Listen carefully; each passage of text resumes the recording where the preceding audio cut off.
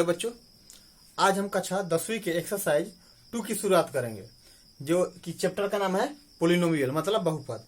तो चलिए हम एक्सरसाइज 2 की शुरुआत करते हैं और बहुपद पढ़ते हैं। इसमें ये आपको हम पहले एक्सरसाइज 2 पढ़ाने से पहले हम उसके बारे में, बहुपद के बारे में आपको बता रहे हैं। इसके बाद हम चैप्टर का शुरुआत करेंगे। कोशिश करेंगे कि हर पॉइंट को आपको हम बताएं। तो चलिए इसको थोड़ा हम डीपली पढ़ते हैं, इसके बाद हम चैप्टर लगाना शुरू करेंगे। तो सबसे पहले इसमें दिया गया है एक शब्द है बहुपद का घात, जो कि बुक में दिया गया है। तो चलिए हर काम परिभाषा लिखते चलेंगे और समझते चलेंगे। बहुपद का घात। तो बहुपद का घात हम किसे कहते हैं? अच्छा, तो चलिए लिखते हैं। किसी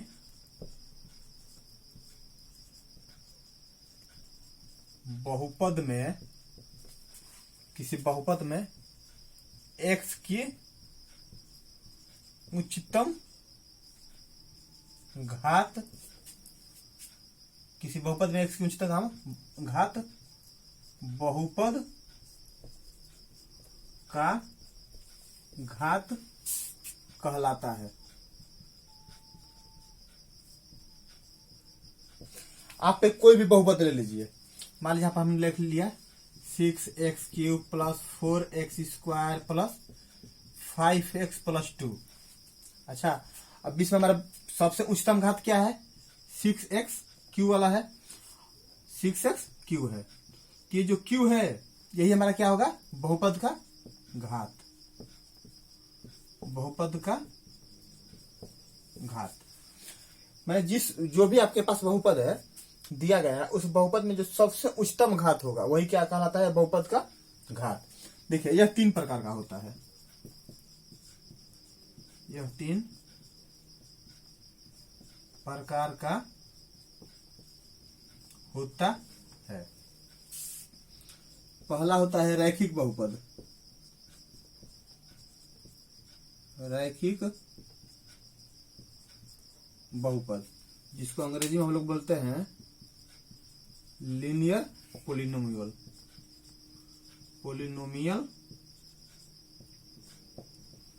रैखिक बहुपद किसे कहते हैं? रैखिक बहुपद किसे कहते हैं? तो हम लिखेंगे घात 1 वाले बहुपद को रैखिक बहुपद कहते हैं। अब देखिए इसका सूत्र क्या होता है? होता है ax plus b where a is not equal to 0। यह होता है रैखिक बहुपद का सूत्र।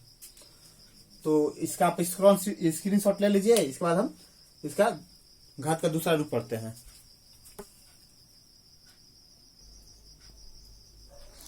दूसरा जो होता है इसका बहुपद का प्रकार होता है द्विघात बहुपद। तो द्विघात बहुपद किसे कहते हैं? चलिए पहले हम जो रैखिक बहुपद पढ़े उसका सूत्र हमने क्या लिखा था? ax plus b a is not equal to 0। तो इसका मतलब ये हुआ कि अगर 4x आप लिख रहे हैं, 4x प्लस 8, जहां b क्या होता है हमारा? b कांस्टेंट होता है। तो x का घात कितना है? यहाँ पर 1 छिपा रहता है। इसी को हम लोग क्या कहते हैं? रैखिक बहुपद। तो रैखिक बहुपद उम्मीद है आप लोग को समझ में आ गया होगा। अब हम लोग द्विघात बहुपद पढ़ते हैं। तो लिखेंगे घात 2 वाले बहुपद को द्विघात बहुपद कहते हैं। जिस बहुपद का उच्चतम घात 2 हो वो क्या होगा? द्विघात बहुपद। तो इसका सूत्र होता है ax² plus bx plus c where a is not equal to 0। यह होता है द्विघात बहुपद का सूत्र। अब इसका तीसरा जो प्रकार होता है वो होता है त्रिघात। त्रिघात बहुपद। अंग्रेजी में इसको बोलते हैं हम लोग क्यूबिक पोलिनोमियल। Cubic polynomial.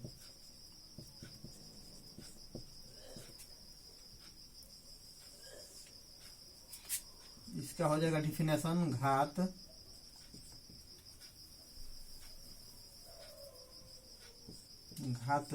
3 वाले बहुपद को त्रिघात बहुपद कहते हैं। मतलब ये हुआ कि अगर कोई बहुपद हमें दिया गया है, उसका मैक्सिमम घात कितना हो, 3 हो, तो क्या होता है, त्रिघात।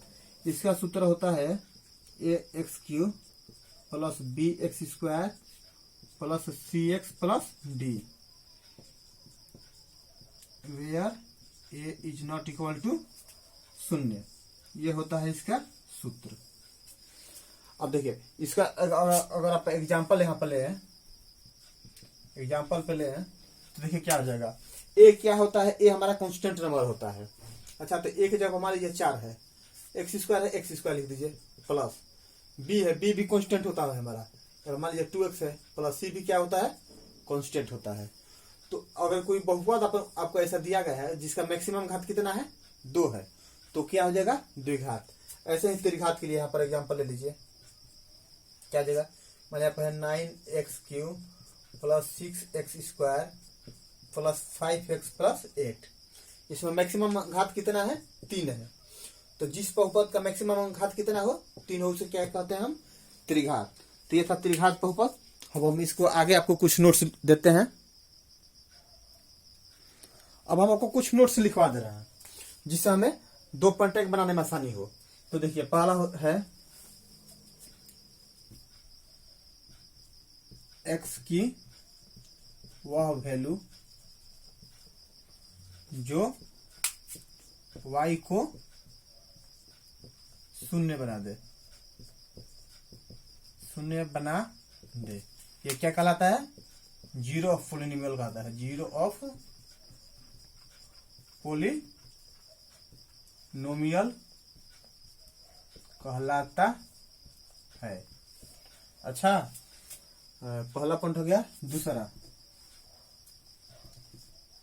x की वैल्यू हमेशा y अक्ष पर 0 होता है, और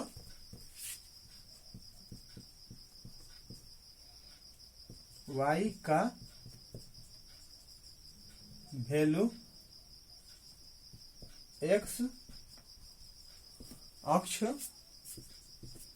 पर क्या होता है, 0 होता है।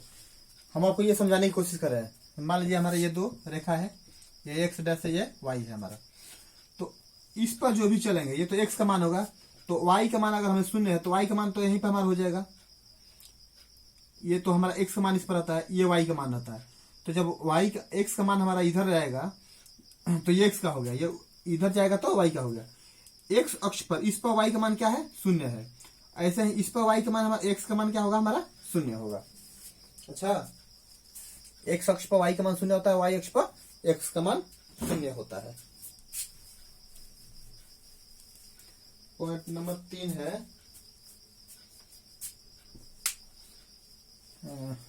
रैखिक बहुपद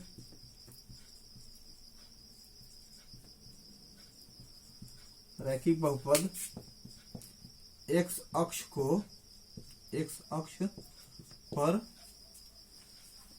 पर किसी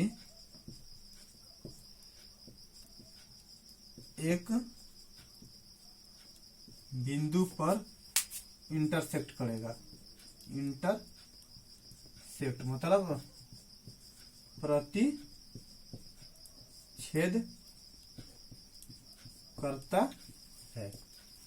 अगर आप कोई रैखिक समीकरण ले रहे हैं, रैखिक बहुपद ले रहे हैं, अगर उसको आप ग्राफ पर चलेंगे ना, तो ग्राफ को किसी एक जगह पर काटेगा। वैसे ही द्विघात बहुपद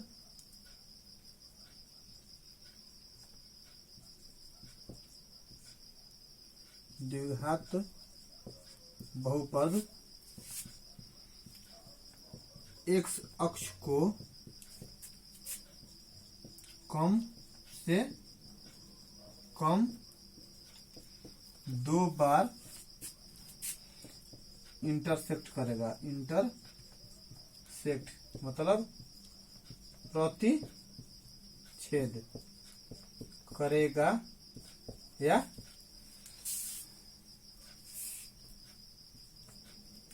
शून्य बार प्रतिच्छेद या शून्य बार प्रतिच्छेद करेगा।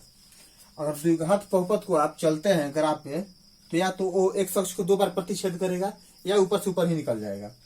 तो ये था कुछ इंपोर्टेंट नोट्स। अब हम आपको इसमें आगे बता रहे हैं। अब हम इसके बहुपद के शून्य तथा गुणाकों के बीच संबंध लिखेंगे। तो सबसे पहले क्या है हमारा रैखिक बहुपद।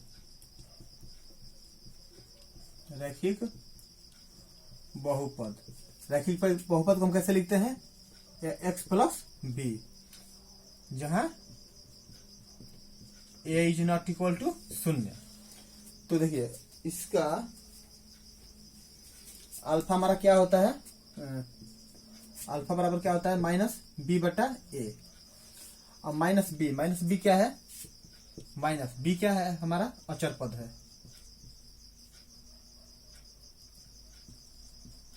अचर पद बटा में एक्स ए क्या है, एक्स का गुणांक, देख लीजिए।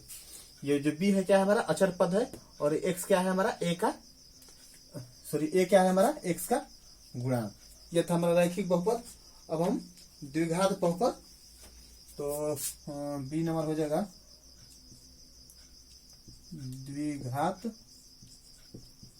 बहुपद। द्विघात बहुपद को हम कैसे लिखते हैं, ax square plus bx plus c, जहां a का मान 0 नहीं होना चाहिए। अच्छा, तो सबसे पहले हम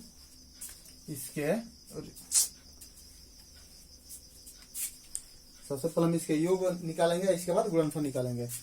तो इसका होता है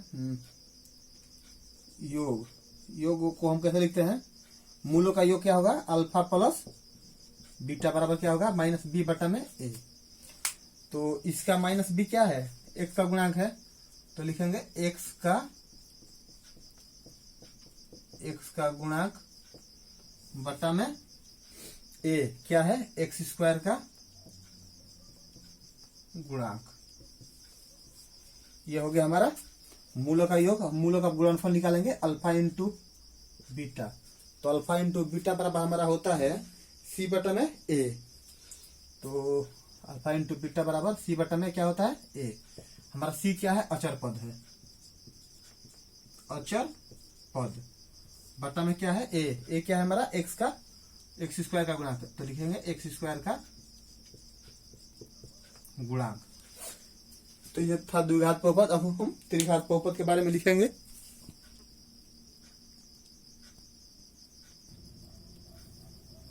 अब हम इसका त्रिघात बहुपद के बारे में लिखेंगे। तो त्रिघात बहुपद किसे कहते हैं, जिसका मैक्सिमम घात कितना हो, 3 हो। तो इसका योगफल का सूत्र होता है,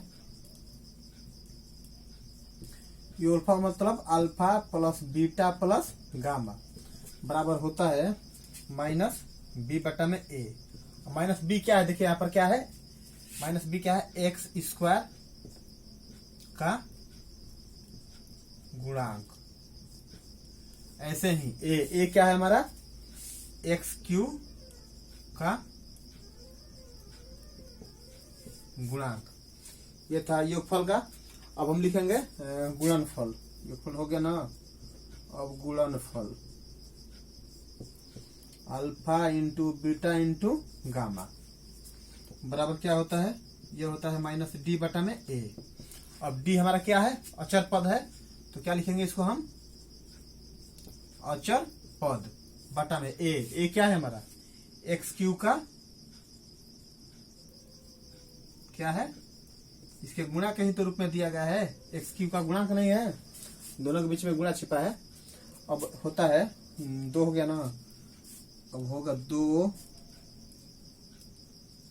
शून्यकों के एक साथ गुणनफल का योग। तो इसका 2 शून्यकों के एक साथ गुणनफल का योग क्या हो जाएगा हमारा, हो जाएगा alpha into beta plus beta into gamma plus gamma into alpha बराबर क्या हो जाएगा, ये हो जाएगा सी बटा में ए। सी हमारा क्या है, सी हमारा है एक्स का गुणांक बटा में क्या है हमारा ए क्या है एक्स क्यू का गुणांक। ये हो गया हमारा रैखिक बहुपद, द्विघात बहुपद और त्रिघात बहुपद के संबंध के लिए ये सूत्र हो गया, गुणांक और संबंध का सूत्र हो गया। अब हम बहुपद के आगे बढ़ते हैं। अब हम इसमें बेसिक चीज हो गया है, अब हम इसमें बहुपद और त्रिघात बहुपद का सूत्र लिख लेते हैं। तो लिखेंगे बहुपद का सूत्र। तो बहुपद का सूत्र हम इसलिए लिखवा रहे हैं कि आगे आपको बहुत इसका जरूरत पड़ने वाला है। तो बहुपद का सूत्र का होता है x square minus alpha plus beta into x plus alpha into beta. अच्छा, ये हो गया हमारा बहुपद का सूत्र द्विघात बहुपद के लिए। ये हो गया द्विघात बहुपद का।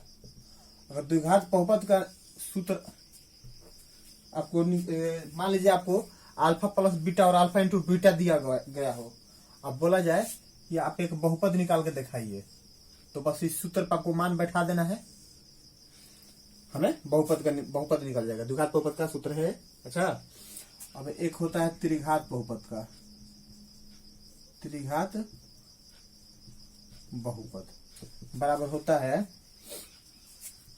X Q minus alpha plus beta plus gamma into x square plus alpha beta plus beta gamma plus alpha gamma into x minus alpha beta gamma.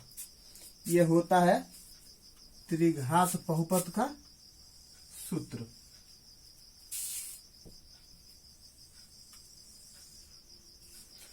Alpha और बीटा, इसमें जो आपको बार बार अल्फा और बीटा दिखाई दे रहा है, ये क्या है, ये इसका मूल है। ये क्या है, मूल है। जैसे हम लोग सवाल बनाना शुरू करेंगे आपको बढ़िया समझ में आने लगेगा। अल्फा और बीटा क्या है, मूल है। देखिए, मान लीजिए इसमें हमें कोई अल्फा प्लस बीटा का मान दिया गया हो, दो मूलों का योगफल, दोनों मूल है, दोनों मूलों का योगफल मान लीजिए 8 दिया गया हो, और हमें दोनों मूलों का गुणनफल जो दिया गया हो 6 दिया गया हो। अब बोला जाए कि बहुपद निकालो, तो बहुपद हम कैसे निकालेंगे, x square minus alpha plus beta into x plus alpha into beta. X square को ऐसे ही उतार दीजिए, अल्फा प्लस बीटा का मान क्या दिया गया है, 8 इंटू एक्स प्लस इसका अल्फा इंटू बीटा का मान क्या है 6। ये क्या हो जाएगा हमारा x square minus 8x plus 6। ये क्या हो गया, एक द्विघात बहुपद। ऐसे ही त्रिघात बहुपद का भी हमें मान हम ऐसे निकाल लेते हैं। देखिए, उसका भी हम आपको एग्जांपल दिखा दे रहे हैं। मान लीजिए हमें तीनों मूलों का योगफल दिया गया हो, alpha plus beta into plus gamma बराबर दिया गया हो हमें 12, और दो मूलों का गुणनफल का योग दिया गया हो हमें, जैसे alpha beta beta gamma gamma alpha बराबर हमें 16 दिया गया हो, और अल्फा बीटा गामा बराबर हमें 8 दिया गया। अब बोला जाए कि ये हमें त्रिघात बहुपद निकाल कर दिखाइए।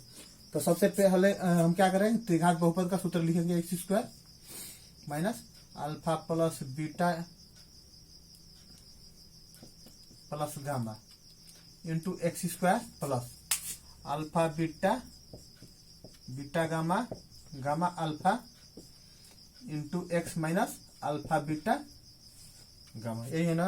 हाँ चलिए, x cube minus alpha plus beta बराबर गामा कितना दिया गया हमें 12।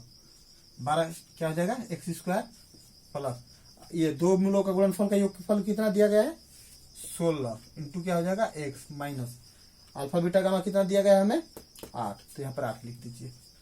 अब इसको हल कर दीजिए, x cube minus 12 x square plus 16 x minus 8, ये क्या हो गया एक हमें त्रिघात बहुपद का क्या हो गया उदाहरण हो गया।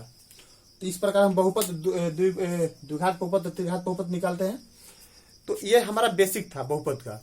अब हम जब आपको चैप्टर बनाना शुरू करेंगे तो आपको बहुत आसान लगेगा, बशर्ते कि हमने जो कुछ भी इसमें बताया है आप उसको नोट को या जो भी इसमें सूत्र लिखाए गए हैं सारे सूत्रों को याद रखें।